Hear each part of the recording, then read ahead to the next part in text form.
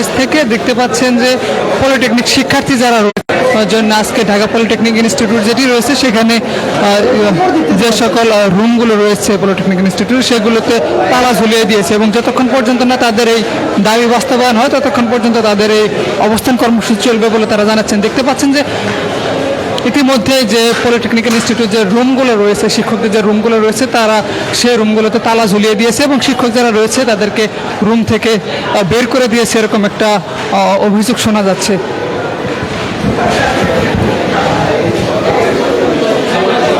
দেখতে পাচ্ছেন যে একে একে যে সকল শিক্ষকদের যে রুমগুলো রয়েছে সেগুলো তো তালা ঝুলিয়ে দিচ্ছেন। তাদের 6 দফা দাবিকে ঘিরে কিন্তু তারা কিন্তু আবার দেখতে পাচ্ছেন যে এটিও একটি শিক্ষকদের রুম এবং এই রুমে তালা ঝুলিয়ে দিচ্ছেন।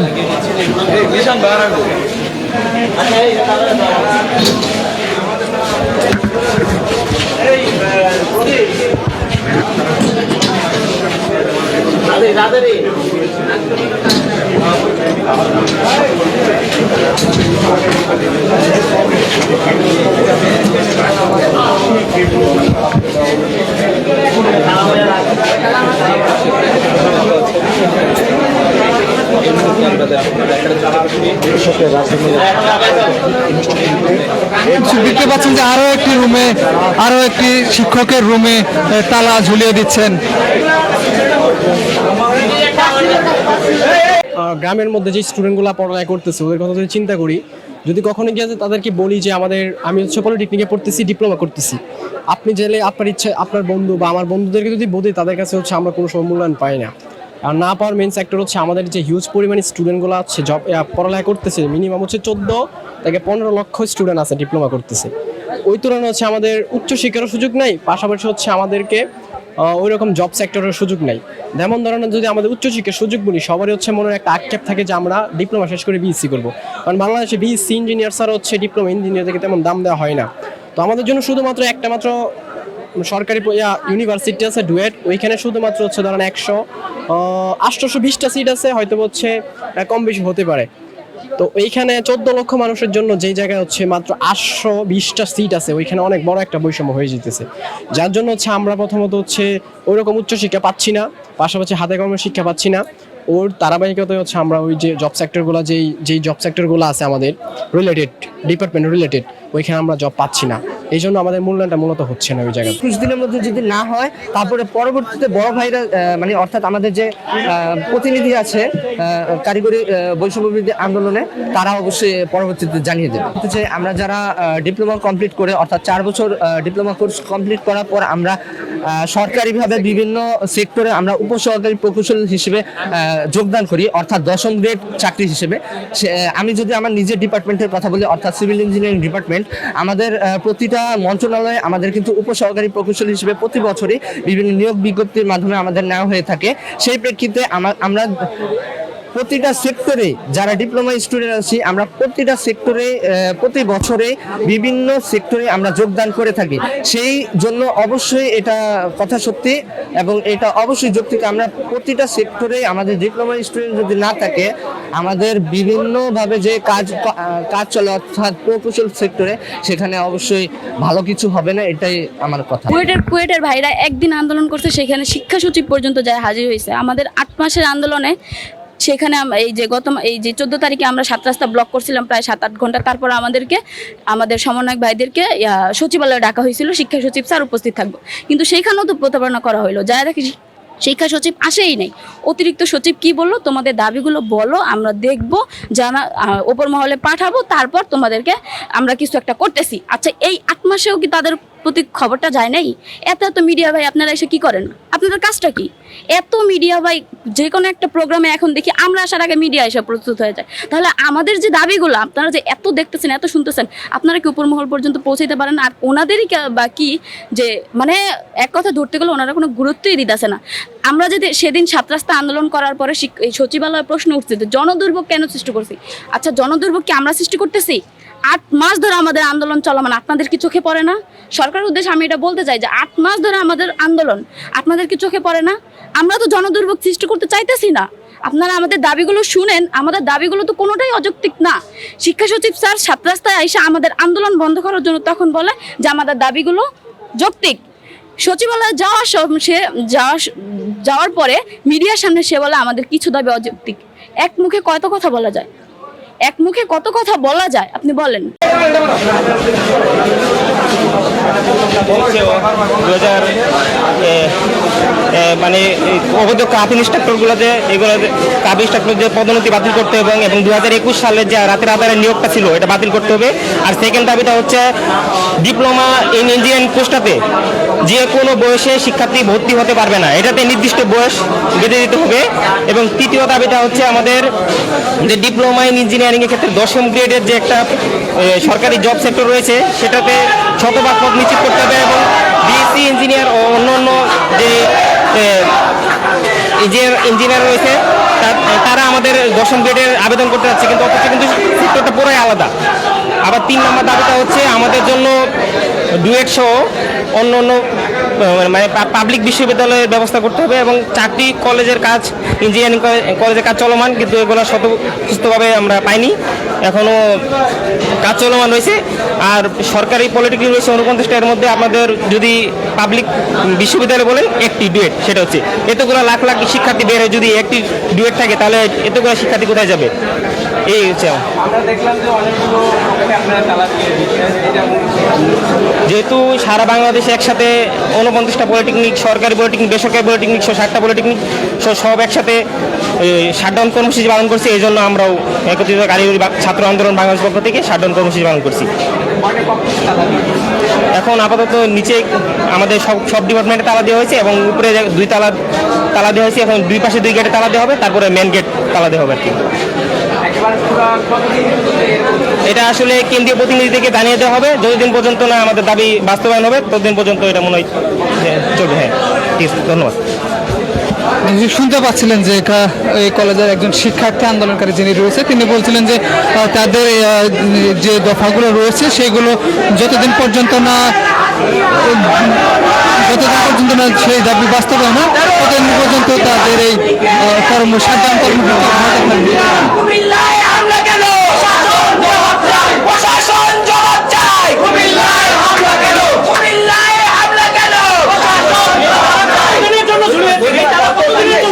কতদিন পর্যন্ত আপনাদের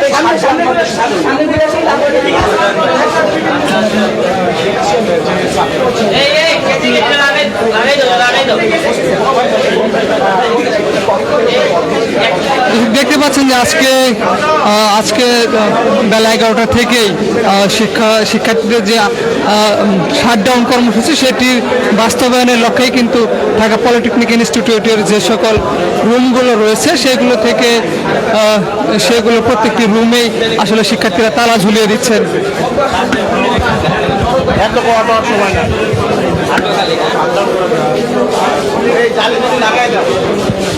তারা আসলে জানাচ্ছিলেন যে যতক্ষণ পর্যন্ত না তাদের এই দাবি পরিপূর্ণভাবে বাস্তবায়ন হয়, তাদের যে দাবি রয়েছে সেটি আদায় না হয় ততক্ষণ পর্যন্ত তাদের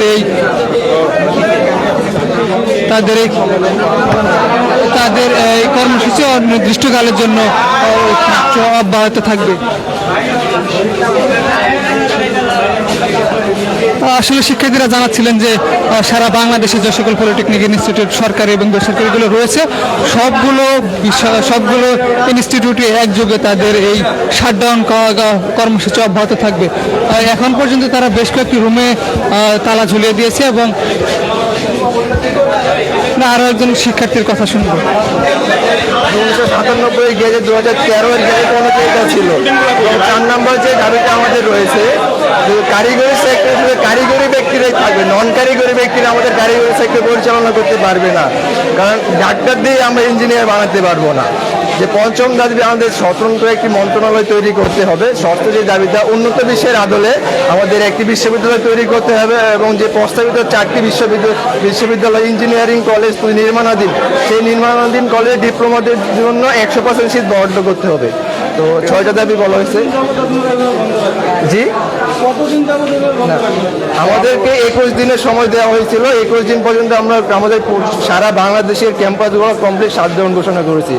21 দিন পরে আবার আমাদের কেন্দ্রীয় ঘোষণা অনুযায়ী যদি আমাদের দাবি না মানা হয় আমরা অবশ্যই আবার আমরা রাজপথে থাকবো।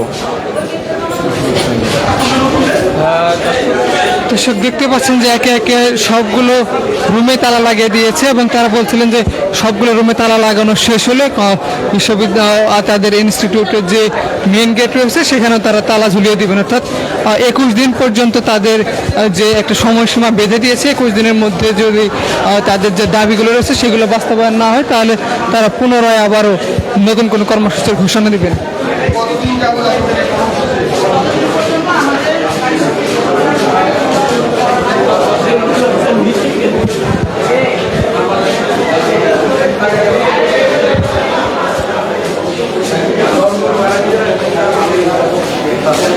আসলে দেখতে পাচ্ছিলেন যে ইনস্টিটিউটের যতগুলো রুম রয়েছে, শিক্ষকদের রুম থেকে শুরু করে অফিস রুম এবং ক্লাসরুম যেগুলো রয়েছে মোটামুটি সবগুলোতেই প্রায় তালা লাগিয়ে দিয়েছে শিক্ষার্থীরা।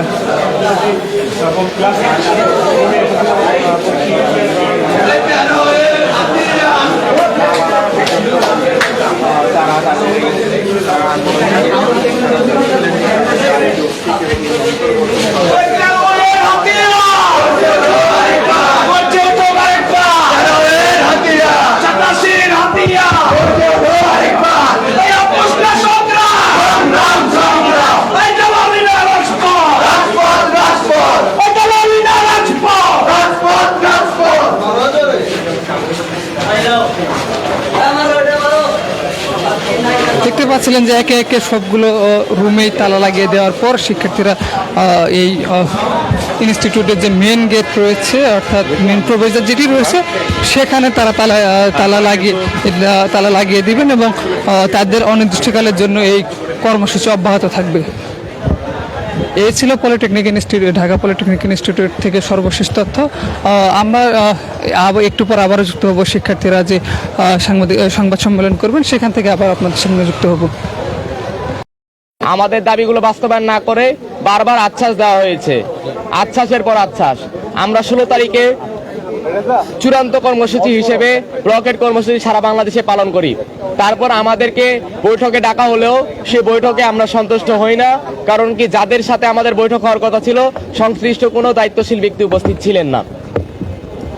বর্তমান প্রেক্ষাপটে কারিগরি মাদ্রাসা বিভাগ আমাদের দফা দাবি বাস্তবায়ন করার জন্য একটি রূপরেখা কমিটি তৈরি করে দিলেও এখন পর্যন্ত কমিটির একটি মাত্র বৈঠক অনুষ্ঠিত হয়েছে। আমরা কোনো প্রকার সফলতা দেখতেছি না বা আমরা কোনো প্রকার তথ্য পাচ্ছি না যে ভবিষ্যতে আমাদের দফা দাবিগুলো কিভাবে কাজ করা হবে বা দ্রুত থেকে দ্রুত সম্ভবে কমিটি কাজ করতেছে না। তার পরিপ্রেক্ষিতে সারা বাংলাদেশের সকল পলিটেকনিক ইনস্টিটিউট আজকে আমরা একযোগে শাটডাউন কর্মসূচি পালন করেছি।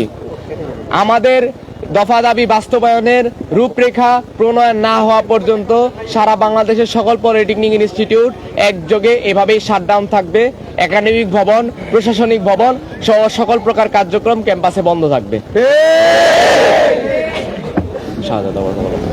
আসসালামু আলাইকুম, আমি শাহজাদ আহমেদ, ইলেকট্রিক্যাল 7ম পর্ব, শেরপুর পলিটেকনিক ইনস্টিটিউট এবং প্রতিনিধি কারিগরি ছাত্র আন্দোলন বাংলাদেশ।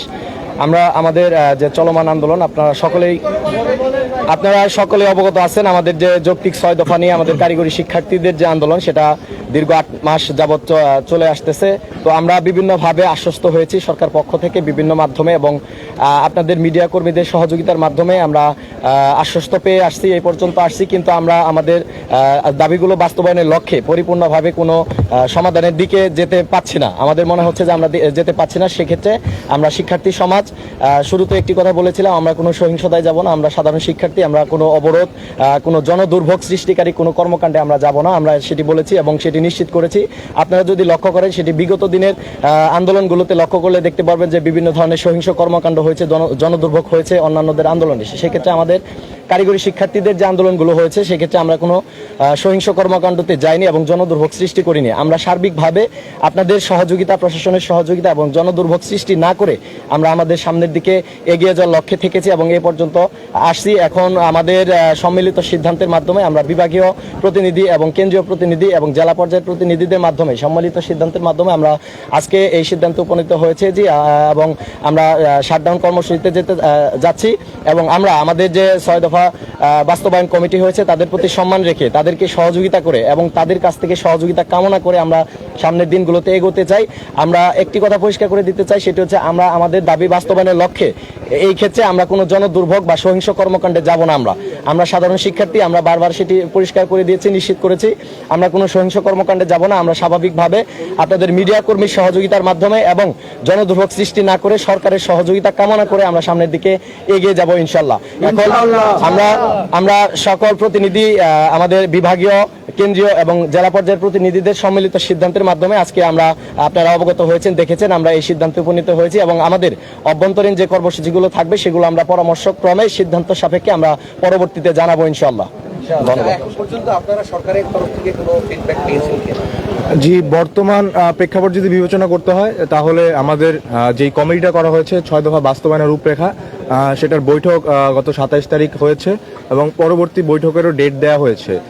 এবং এখানে বিষয়টা আপনারা লক্ষ্য করলে দেখতে পারবেন যে আমাদের দফা হচ্ছে 6টা, কিন্তু 6টা দফা কিন্তু কারিগরি মাদ্রাসা শিক্ষা বিভাগের অন্তর্ভুক্ত না। এখানে কিছু কিছু দফা আছে সেটা সরাসরি প্রধান উপদেষ্টা বরাবর যাবে, কিছু দফা আছে যেগুলো সরাসরি শিক্ষা উপদেষ্টা বরাবর যাবে।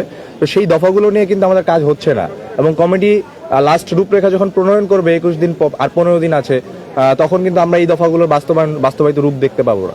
তো আমাদের যে কয়দিন ক্যাম্পাস শাটডাউন থাকবে এই কয়দিনের মধ্যে আমাদের সরকার কর্তৃপক্ষের কাছে আন্তরিকভাবে অনুরোধ থাকবে, সেটা হচ্ছে কারিগরি সংস্কার কমিশন দ্রুত থেকে দ্রুত সময় বাস্তবায়ন করা হোক, তাহলে আমরা শিক্ষার্থীরা হয়তোবা কিছুটা হলেও আচ্ছ্বাসে আমাদের ক্লাসরুমে ফিরে আসতে পারবো। জি, আরেকটা বিষয় যেটা বলতে চাই, যেটা প্রাইভেট পলিটেকনিকের ক্ষেত্রে অনেক বেতন বৈষম্য দেখা যায়, এমনকি তারা ইন্ডাস্ট্রিয়াল অ্যাটাচমেন্ট সহ অন্যান্য এই ভাতার সুবিধা পাচ্ছে না। তো সেই ক্ষেত্রে প্রাইভেট পলিটেকনিক ইনস্টিটিউটগুলোকে যোগ্যতার ভিত্তিতে তাদের ভবন আছে কিনা এবং ল্যাব ওয়ার্কশপ আছে কিনা সেটার ভিত্তিতে দ্রুত থেকে দ্রুত সম্ভব এমপিও ভুক্ত করে আনতে হবে, যাতে তাদের বেতন বৈষম্য দূরীকরণ হয়। এমন অনেক প্রাইভেট প্রতিষ্ঠান আছে যেখানে একটা রেফার্ড এক্সামের জন্য 4,500 অথবা 2,500 টাকা করে নেওয়া হয়, কিন্তু অথচ সরকারিতে যদি আমরা আসি তাহলে একটা রেফার্ডের জন্য আমাদের ফি দিতে হয় 450 থেকে 350 টাকা। এখন সেই ক্ষেত্রে তাদের সাথে এরকম ধরনের অনেক বৈষম্য আসতেছে, তো সেইগুলো নিরসন করা খুবই দ্রুত থেকে দ্রুত সম্ভব প্রয়োজন। আর আমরা মনে করতেছি যে আমাদের যে কারিগরি সেক্টর যদি আমরা আসলে জীবিত রাখতে চাই, এই ডেমোগ্রাফিক ডিভিডেন্ডের সময় যদি আমরা চাই আমাদের দেশটা এগিয়ে যাক, তো সেক্ষেত্রে কারিগরি উচ্চশিক্ষা মন্ত্রণালয় প্রতিষ্ঠার বিকল্প নাই, এই জিনিসটা করতেই হবে। আর সর্বশেষ আমরা এটাই বলবো, সকল দফা দাবি বাস্তবায়নের জন্য চূড়ান্ত ফলাফল এটাই যে একটা কারিগরি শিক্ষা সংস্কার কমিশন করতে হবে। এই কমিশন এই বিষয়গুলো দ্রুত থেকে দ্রুত বাস্তবায়ন করার এখতিয়ার রাখবে। দেশের নাম্বার 1 ট্রেডিং অ্যাপ নিফটি ফার্স্টে পাচ্ছেন ট্রেডিং এর সব সুবিধা, dual এক্সটেন্স access, company analysis, portfolio তৈরি করা সহ আরও অনেক ইউনিক ফিচারের সাথে ট্রেড করতে ডাউনলোড করুন এক্ষুনি।